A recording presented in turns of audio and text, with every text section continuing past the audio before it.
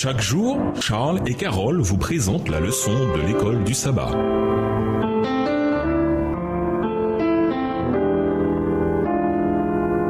Bienvenue dans votre émission Dieu nous parle. Nous voici à la leçon 11. Sceau de Dieu ou moque de la bête. Étude de la semaine, Genèse 17 et versets 9 à 11, Exode 31 versets 13 et 17, Apocalypse 13 verset 17, Éphésiens 1 verset 13 et Hébreux 4 versets 9 et 10. Verset à mémoriser, tes œuvres sont grandes et admirables ô Seigneur, Dieu Tout-Puissant. Tes voies sont justes et véritables, Roi des saints. Apocalypse 15, le verset 3 dans la version Osterwald. Le cantique de Moïse de l'agneau commence par les paroles de notre verset à mémoriser de la semaine. Il est chanté par les vainqueurs de la bête, de son image et du chiffre de son nom.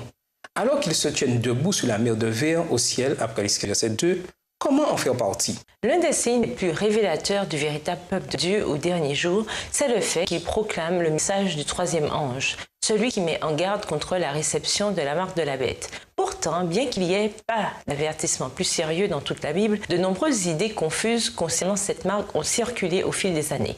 Un code barre sur le front, un numéro de carte de crédit ou quelque identification biométrique. Ne soyons pas surpris de cette prolifération d'idées confuses à Babylone. Après tout, son nom même signifie confusion. Mais le peuple du reste a besoin de comprendre clairement ce sujet s'il veut proclamer le message du troisième ange avec force. Cette semaine, tenterons de mieux comprendre ce qu'est la marque de la bête et la manière de l'éviter en recevant le sceau de Dieu. Et nous vous laissons avec cette réflexion. Le poisson-lion est un prédateur marin redoutable doté d'un poison puissant. C'est une bête de la mer, si vous voulez. Comme le poisson-lion, Satan est un ennemi puissant doté d'un poison mortel.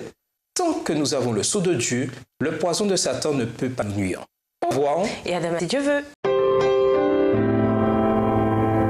Dieu nous parle. Chaque jour, Charles et Carole vous présentent la leçon de l'école du sabbat.